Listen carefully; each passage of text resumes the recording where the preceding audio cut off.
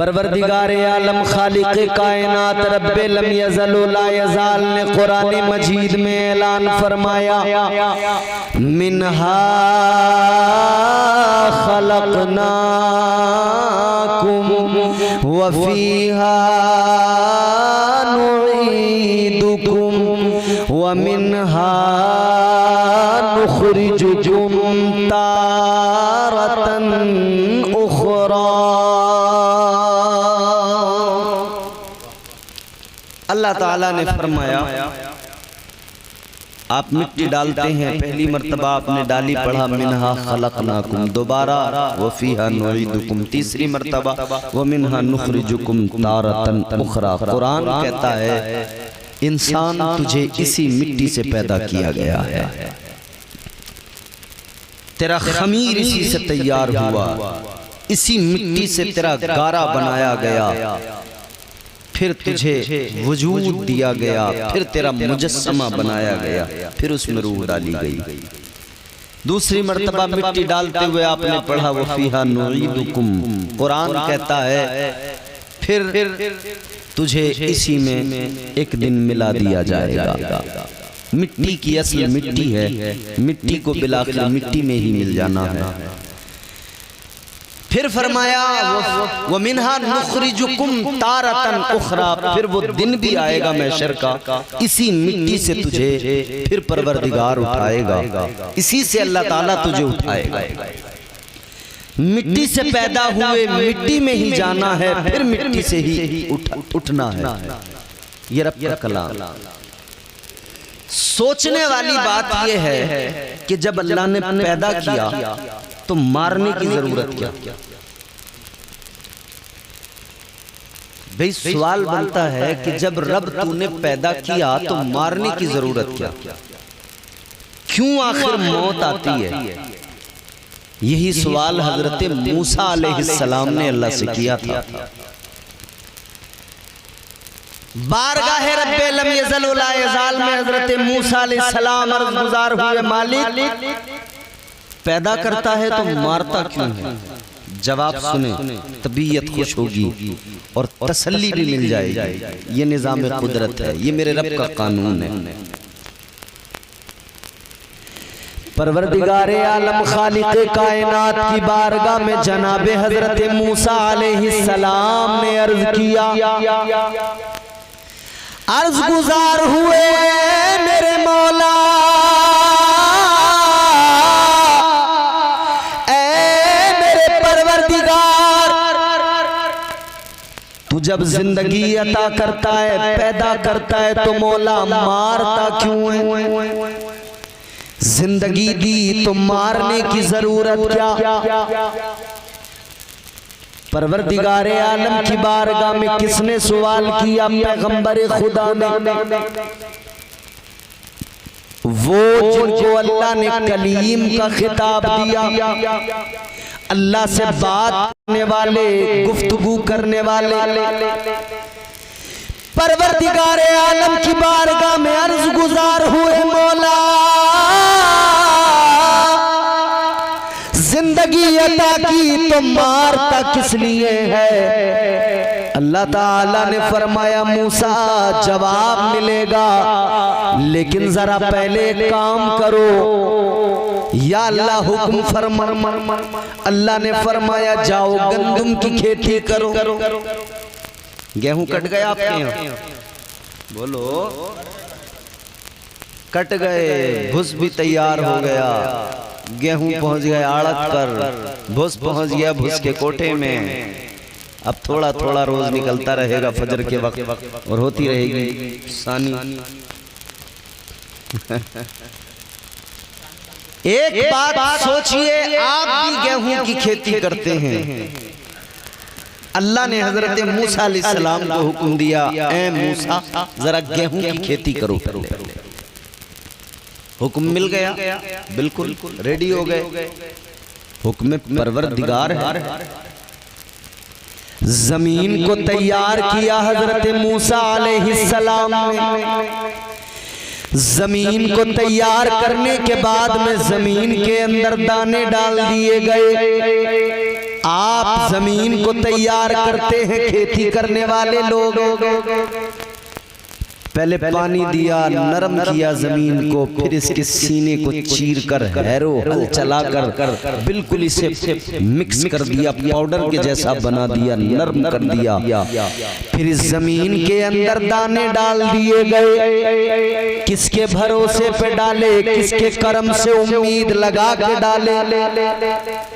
आपने उम्मीद लगाई तो परवरदिगारे आलम से उम्मीद लगाई, क्योंकि हमारा अकीदा है राज़िक़ परवरदिगार है। हमारा अकीदा है हम एक दाना डालेंगे, परवरदिगार एक दाने से दरख्त पैदा करेगा और उस दरख्त के ऊपर कई बालियां लगेंगी, हर बाली में कई कई दाने होंगे। तो अल्लाह ताला एक दाने से कितने दाने अता फरमाता है? अब जरा गौर फरमाइए, पैगंबरे खुदा जनाब मूसा अलैहिस्सलाम ने गंदम की खेती के लिए जमीन को तैयार किया, दाना जमीन के अंदर डाल दिया। दाना डालने के बाद में अब इंतजार करने लगे, पौधा बाहर निकल के आएगा, और पौधा बाहर निकल के आ गया।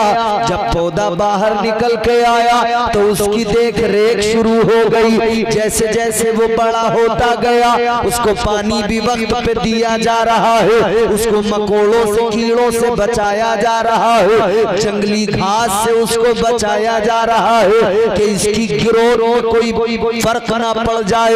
ये धीरे धीरे परवान चढ़ता रहे, ये अपनी मंजिल पे पहुंच जाए। अल्लाह अल्लाह। अब ये जो है दाने जो डाले थे, जो पौधे निकले थे, ये पौधे रफ्ता रफ्ता बड़े होने लगे। जब पौधे बड़े हुए, अपनी मंजिल को पहुंचे तो बालियां निकल आई, बालियों में दाने भी पड़ गए। अब दाने पड़ गए, अब वो फसल भी पकने लगी। फसल जब पककर तैयार हो गई, पैगंबरे खुदा जनाब मूसा अलैहिस्सलाम ने जब फसल तैयार हो गई तो फसल को काटना शुरू किया। फसल काटने के बाद में हजरत मूसा अलैहिस्सलाम ने भूसा अलग कर दिया, गेहूं को अलग कर दिया, गेहूं को अलग किया, भूसे को अलग किया। अब परवरदिगारे आलम ने फरमाया, ऐ मूसा तुमने फसल उगाई, तुमने गंदम की खेती की, ऐ मूसा तुमने गेहूं की खेती की, तुमने फसल उगाई, मगर जरा ये बताओ,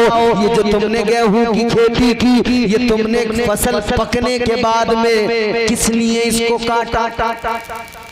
अब उस सवाल का जवाब आता है। अल्लाह ने फरमाया, काटने का हुनर तुम्हें कैसे मालूम हुआ, कैसे दिमाग में आया कि इसको काटा जाए? क्यों आपने काटा? अर्ज करने लगे, मौला जब फसल तैयार हो गई तो क्यों ना काटा जाए? बिल्कुल आम सी बात है, जब फसल तैयार हो गई तो क्यों नहीं काटा जाए उसे?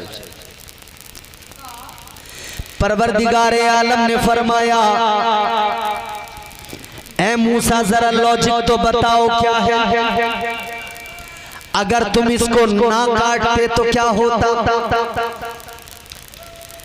हजरत मूसा अलैहिस्सलाम बारगाहे रब्बे जुल जलाल में अर्ज करने लगे, मौला अगर वक्त पर फसल को नहीं काटा जाता तो फिर क्या होता? कोई हवा का झोंका तेज आता, इस सारी फसल को गिरा के जमीन दोस्त कर देता। और जब ये फसल जमीन से आकर लग जाती तो फिर ये जो दाने इसके अंदर लगे हुए थे ये सीलन पकड़ते और फिर नतीजा ये निकलता कि ये गलने लगते। तो फिर क्या होता? पूरी फसल बर्बाद हो जाती।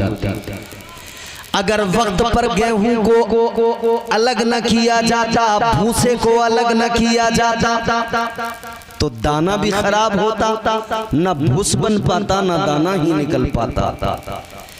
परवरदिगारे आलम ने फरमाया मूसा जरा ये बताओ ये बात तुम्हारे दिमाग में कैसे आई कि अगर वक्त पर दोनों को अलग न किया जाए तो दोनों खराब हो जाएंगे। अर्ज करने लगे मौला ये अक्ल मुझे तूने अता फरमाई, ये सोचने का मादा तूने अता किया, ये सलाहियत तूने दी, ये सोच समझ तूने अता फरमाई। तो अल्लाह ने फरमाया मूसा तुम एक फसल उगाओ, वक्त पर काट कर दाने को अलग करके तुम्हारी अक्ल तुम्हें फैसला देती है, तुम दाने को अलग कर दिया करते हो, ये तुम्हारी सलाहियत है। और वो सलाहियत जो मैंने तुम्हें अता की ये वो अक्ल है जो मैंने तुम्हें अता की, ये उस अक्ल का फैसला है। ऐ मूसा मेरी दी हुई अक्ल जब तुम्हें ये बता सकती है वक्त आने पर दाने को अलग किया जाएगा, भूसे को अलग किया जाएगा, अलग न किया तो दोनों खराब होंगे। ऐ मूसा बिल्कुल इसी तरह है, वक्त आने पर जिस्म को अलग किया जाता है, रूह को अलग किया जाता है, ताकि जिस्म मिट्टी है मिट्टी में मिल जाए और रूह अपने ठिकाने को पहुंच जाए। अल्लाह ने फरमाया ये निजाम है हमारा, वक्त पर दोनों को अलग किया जाना जरूरी है। और अगर अलग नहीं किया वक्त पर तो क्या होगा, फिर दिक्कत पैदा होगी। दिक्कत कैसे पैदा होगी, कैसे परेशानी पैदा होगी। एक शख्स बनी इसराइल के अंदर था, बड़ा इबादत गुजार था, बड़ा नेक था। आप देखें दिक्कत कैसे पैदा हो। ये निजाम कुदरत है, कितना दुरुस्त है अपनी जगह। भाई फर्ज करो इंसान को पता लग जाए मुझे मरना ही नहीं है, अभी तो ये पता है कि मरना है, ये पता होने के बावजूद भी आप देखो ना, जानता है कि मरूंगा, जानता है कि ये अभी जवानी है खत्म होगी, बुढ़ापा आएगा, कमर झुक जाएगी, कमजोरी आ जाएगी, नकाहत होगी, चलने में भी दिक्कत होगी, जानता है, फिर भी आलम ये है कि दुनिया भर की मक्कारियां, दुनिया भर के जोरो जुल्म उसके अंदर पाए जाते हैं, जानते हुए कि मुझे मरना है। और अगर ये पता होता कि मरना ही नहीं है फिर क्या कुछ नहीं करता इंसान। सोचो, अगर ये मालूम होता कि मौत ही नहीं आएगी तो पता नहीं क्या करता इंसान। तो ये निजाम कुदरत है, इंसान जो कुछ कर रहा है कर, मगर इतना याद रख एक दिन तुझे मौत आएगी, एक दिन तू मरेगा। एक शख्स बनी इसराइल में बड़ा इबादत गुजार, बड़ा नेक, बड़ा मुत्तकी, इतनी जब इबादत की अल्लाह को राजी कर लिया, कुर्बे खुदा हासिल हो गया, तो इबादत के जरिए कुर्बे खुदा हासिल होने के जरिए इसको ये मालूम हो गया कि मैं कब मरूंगा, ये मालूम हो गया। पता लग गया कि मेरी मौत कब आएगी, तो पता लगा कि मेरी मौत अगले जो 300 गालिबन या 400 साल का जिक्र है, उसे ये पता लग गया कि मैं इतने साल अभी जिंदा रहूंगा। बहुत इबादत करता था, बड़ा परहेजगार था, मगर जैसे ही मालूम हुआ कि मेरे मरने में 300 साल का वक्त है, मेरे मरने में 400 साल का वक्त है, जब ये मालूम हो गया तो फिर दिमाग नए नए आइडियाज जन्म लेने लगे, दिमाग में फतूर पैदा हो गया, खोपड़ी में घूम गई खोपड़ी। ख्याल आया अभी तो मरने में बड़ा टाइम है, क्या करेंगे, इतने लंबे टाइम तक इबादतें करते करते रहेंगे। अल्लाह ने तौबा का दरवाजा तो खोल रखा है, तो तो सोचने लगा ऐसा करते हैं 400 साल की उम्र बची है आगे, 300 साल मजे की जिंदगी गुजारते हैं, 300 साल ऐश करते हैं, आखिर के 100 साल आएंगे तो अल्लाह से तौबा कर लेंगे और फिर इबादत करने लगेंगे, अल्लाह मुआफ फरमा देगा। 100 साल इबादत करके फिर मर जाएंगे। हो गई ना खोपड़ी खराब। अब पता लग गया था कितना टाइम। अब नमाजें बंद हो गई, इबादतें बंद हो गई, सजदे रुक गए। अब लग गया दुनिया के अंदर, लग गया खुराफात के अंदर, अब लग गया दुनियादारी के अंदर। अब जिंदगी जो है सोचने लगा ये 300 साल मजे में गुजारने हैं, ये 300 साल ऐशो इशरत में गुजारने हैं। गुम हो गया दुनिया में, भूल गया मरने को। 300 साल इसी आलम में गुजरते रहे, 300 साल तक यही हाल रहा।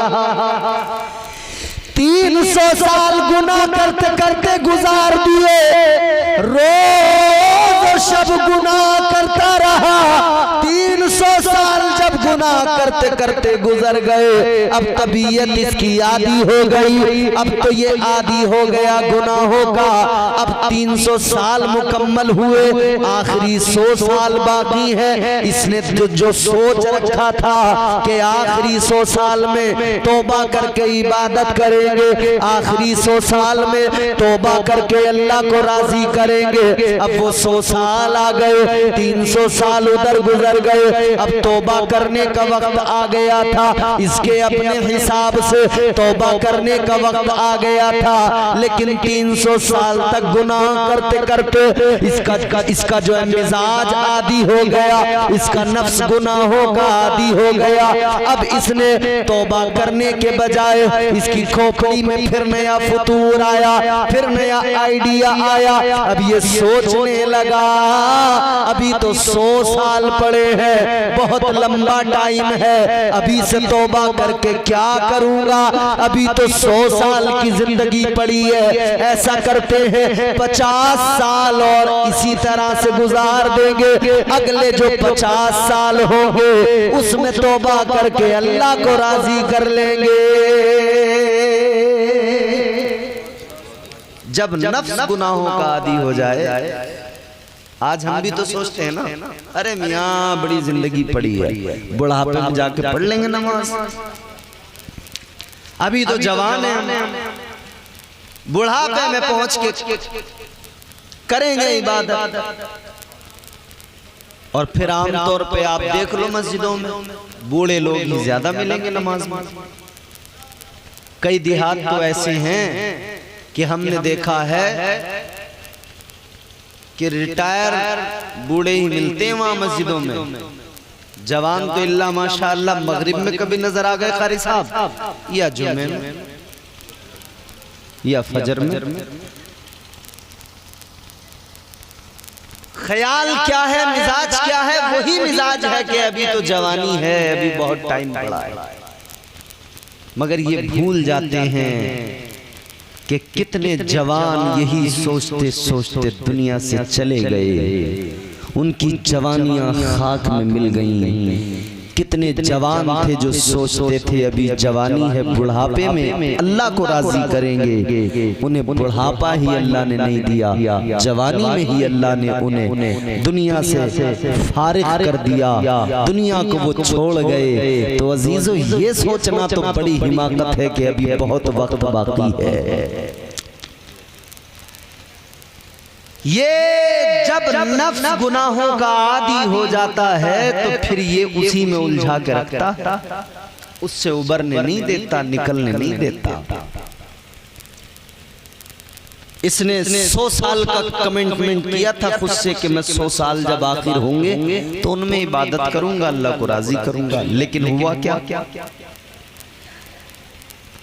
अब कहने लगा भाई 50 साल जो आखिर के हैं उनमें करेंगे इबादत, 50 साल और ऐसे गुजारते हैं। अजीजा ने गिरामीउल कद्र गौर फरमाइए 50 साल फिर इसने इसी हालत में गुजारे। ये 50 साल जब गुजर गए तो सोचा अब तौबा कर लेते हैं, मगर नफ्स गुनाहों का आदी बन गया था। फिर तौबा की तौफीक नहीं मिली, सोचने लगा अभी और 10 साल 20 साल ऐसे ही गुजार लेते हैं, लास्ट के जो 20-30 साल होंगे उसमें इबादत करेंगे, तौबा करेंगे। फिर आगे 10-20 साल गुजार दिए, फिर ख्याल आया अब तौबा कर ले, तो फिर वही सोच लिया आखिर के 10 साल में करेंगे तौबा। फिर ये वक्त भी गुजरा तो वो आखिर के 10 साल आए तो सोचने लगा आखिर के 5 साल में करेंगे तौबा, क्योंकि ख्याल ये था अल्लाह तो बड़ा करीम है, अल्लाह तो मुआफ फरमाने वाला है, अल्लाह तो तौबा को कबूल फरमाने वाला है, अल्लाह ताला तौबा को कबूल फरमा लेगा, गुनाहों को मुआफ फरमा देगा। इसी आलम में और वक्त गुजार दिया।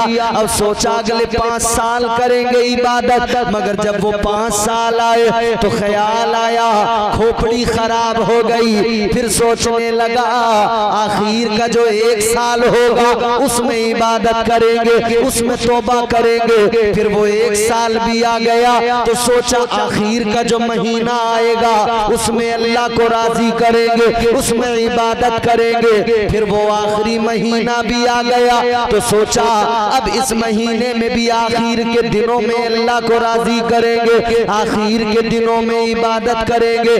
याद रहे अजीजों, ये बड़ा अजीब मामला होता है जब नफ्स गुनाहों का आदी हो जाए तो फिर तौबा की तौफीक आसानी से नहीं मिलती है। क्या नतीजा निकला, आखिर दिन भी जिंदगी का आ गया और वो आखिर दिन भी यही सोचता रहा आखिरी घंटे में तौबा करूंगा, आखिरी घंटे में रब को मनाऊंगा।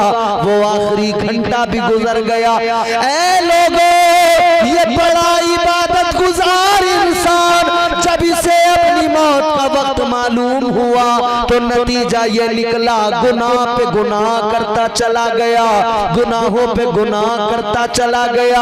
आखिरी दिन तक भी उसी आलम में रहा, तौबा की तौफीक न मिली, हत्ता के उसकी मौत का वक्त आ गया।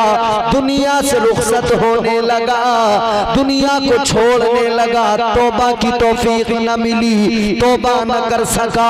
ऐ लोगों,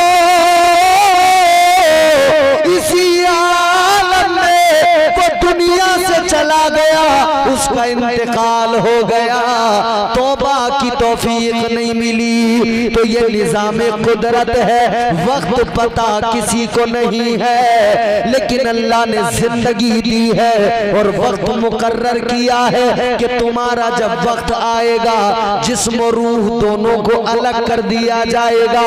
अब तुम्हें अपनी मौत की फिक्र करना है और दुनिया में अपने आखिरत की तैयारियां करना है। कीजिए आखिरत। माशाअल्लाह, नारे तकबीर, नारे रिसालत, मसलकी आला हज़रत फैज़ान सरकारे मदीना, फैज़ान सरकारे गौसे आज़म, फैज़ान शाह जी मौलाना इम्तियाज़ बरकती साहिब किबला, नारे तकबीर, नारे रिसालत। तो दुनिया से तो जाना और वक्त भी मुकर्रर है, मगर कैसे जाए, किस तरह से जाए, क्या अंदाज होना चाहिए,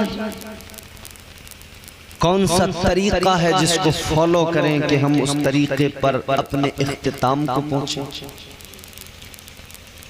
तो तरीका एक ही है, कोई दूसरा नहीं।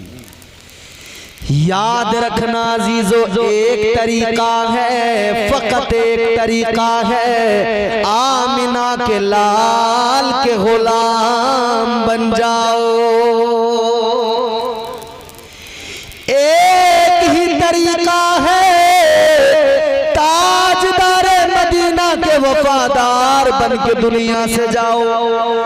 जब जनाजा चले देखने वाले कहें आशिक का जनाजा है, जरा धूम से निकले महबूब की गलियों में जरा घूम के निकले।